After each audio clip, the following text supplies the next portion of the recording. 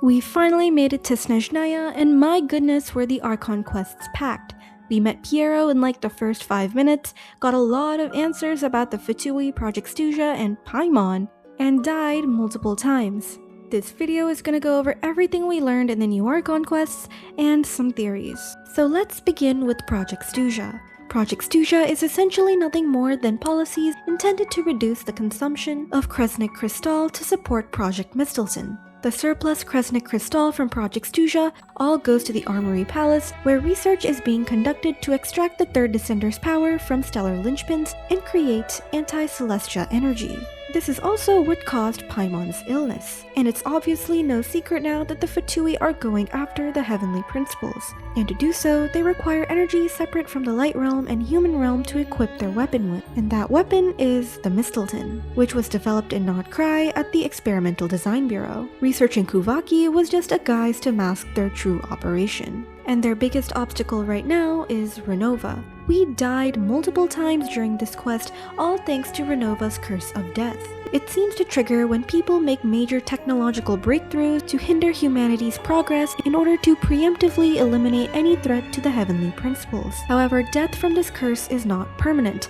Everyone comes back to life a few moments later with some amnesia and brain fog, and that in itself shows us Ronova's biggest weakness. She cannot use her power indiscriminately. It would be easy for her to not let anyone be resurrected after the curse is triggered, and surely if she could, she absolutely would, but clearly she can't.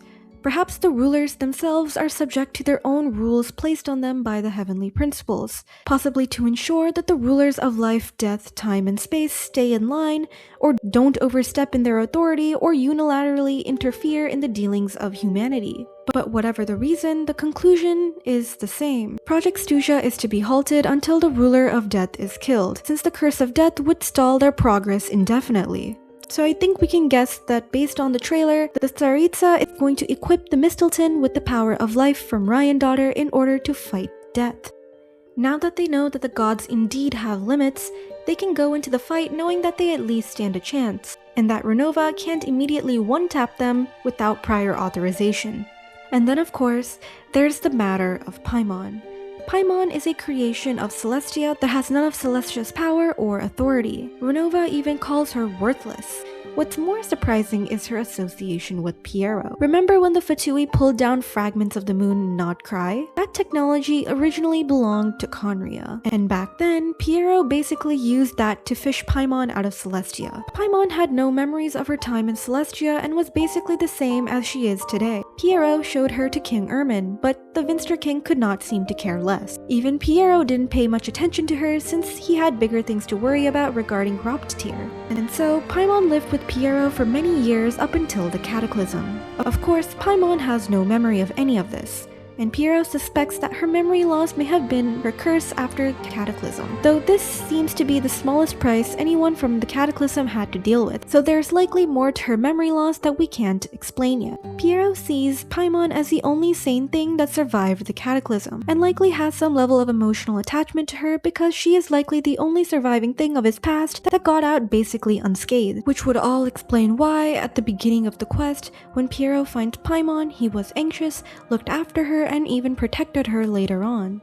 But I wonder if all of this was based on sentiment alone, because an even bigger question arises: why was Pierro even in the vicinity to begin with? Paimon said that when she saw him, it didn't look like he was expecting her, and only ran into the snow after he heard her voice. So what was it that prompted the director of the Fatui to go all the way down south if it wasn't explicitly to find Paimon and the Traveler? The same logic applies to Ronova, because returning to Renova's words about Paimon, she called her, and I quote, utterly worthless. If she was so worthless as she says, why make it her mission to go after her now? It didn't look like anyone went looking for her after she went missing in Celestia. Even back in Natlan, when we watched Capitano challenge Ronova, why didn't Ronova try to collect Paimon then? For a god with so many eyes, surely Paimon did not go unnoticed. So clearly, circumstances between now and then have changed. Ronova only noticed her when everyone was temporarily dead. Only when Paimon's soul was separated from her body did Ronova recognize her.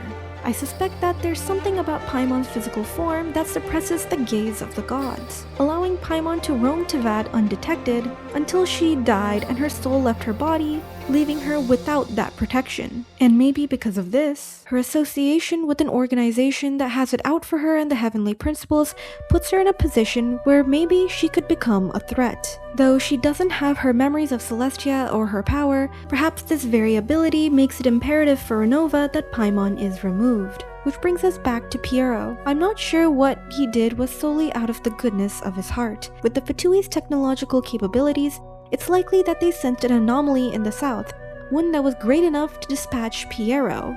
And that very anomaly just turned out to be Paimon. So despite Ronova calling her worthless, Ronova and Pierro must have both figured this out about Paimon. We can also rule out the theory that Paimon is the Heavenly Principles. Obviously, no one would call their boss worthless while they are in the room, especially around plenty of people who can snitch. But what did Paimon do to earn the insult? Celestia must have created Paimon for a reason, so calling her worthless might suggest that Paimon is not fulfilling that purpose or is simply unable to. Maybe she's a failed creation of some sort, unable to possess Celestia's power, or had her power and authority seized long before she ended up in khaenri'ah. Nicole from her teaser says that creations are bound to develop desires, and when they accumulate, the threads of fate themselves will be shaken. Nicole paid a price in order to keep her form and wisdom. Similarly, could Paimon, a creation of Celestia, have experienced something similar to the angels, and paid the price with her memory, power, and authority? But of course, her being worthless is no reason for Celestia to leave behind their property. Clearly, the only thing they give away freely are divine nails. Jokes aside, the last thing I want to address is the Tsaritsa. I have long theorized that the Traveler plays a part in the Tsaritsa's plan, given the timing of her collecting the Gnosis, us waking up, and her status as a descender.